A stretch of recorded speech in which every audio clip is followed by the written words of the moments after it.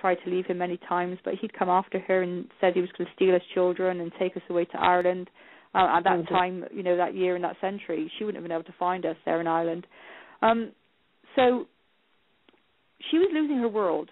She had what she thought, inverted commas, he had a good business. He was very charismatic. Everybody liked him. He was the guy that, everyone would sort of pat on the shoulder, and no one had a bad word for. He was never starved for money. She had a house, she had the car, she had the holidays. So in my eyes, which is why I tried to protect her for so long, she had the dream, and it was a dream she was denied for too long, And driving to me, I had the intrepidation. The feelings I was having were so very different from her own. She must have been feeling that her daughter had been sleeping with her husband, and she was about to lose everything that she held dear. So I don't know whose hour and a half was worse, but I know how I felt, and it was immensely horrible. But I know when she arrived at my house, she tried to make it right. She sort of, in her own way, the only way she knew how, she sort of said to me, we talked for about an hour, and she sort of said, well, look, we can make this right. We can we can get a house and all be together and live together. And I knew what she was trying to do, and I knew it made no sense. And she knew it made no sense. Even the words coming from her mouth, she really knew they weren't possible. This could never happen. But she was clutching at straws. The bottom of her world was dropping out, and all I wanted to do was to shore her up. And I would have given my life for her that day if it would have made a difference, if I could have stopped her pain.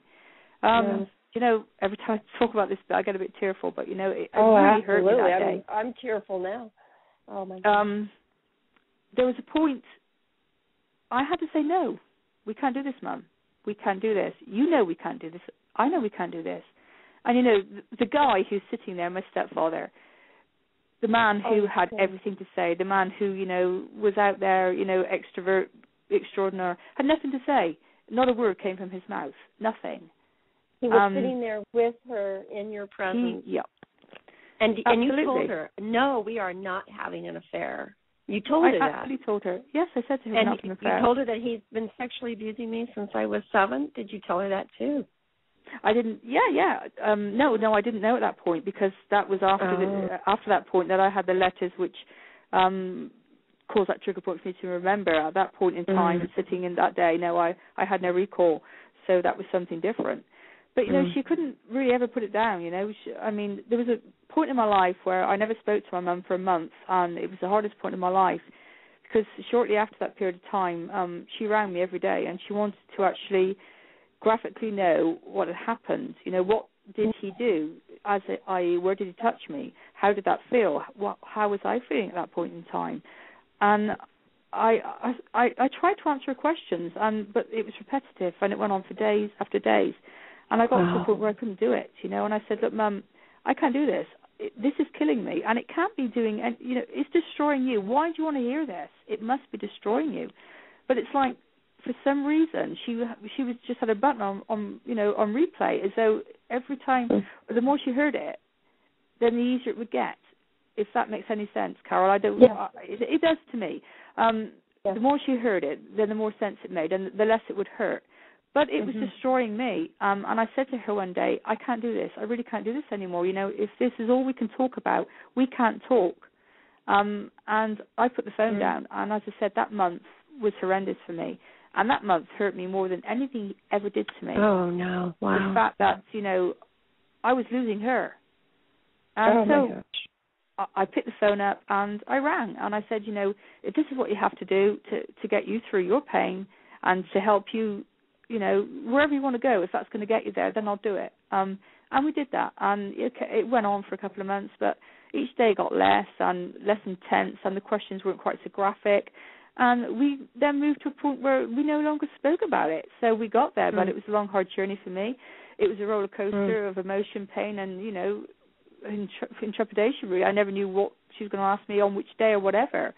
But again, it was part of my road to recovery, and I'm here now because of this knowledge I have, and because of where I've been, and the book tells you all this and more.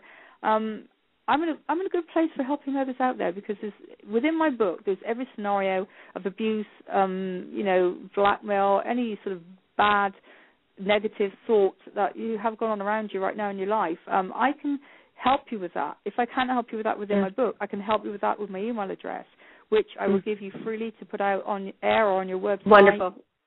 Okay, and if you ever contact me, anyone can contact me. It comes to my private email address, and I will reply. It may take me a couple of days because of my backlog, but I'll get there. So, please put that out there, because anyone out there listening, please believe me, you can get there, okay? You can. And I will help you, and I'll do all I can to do that.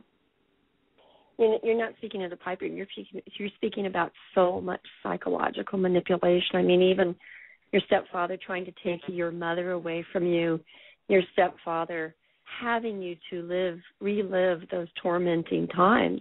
Now, with your mother crumbling over it and yet needing to know and needing to face it, and you having to go through it over and over again. So many ways that he just kept on creeping into your life and taking possession of it.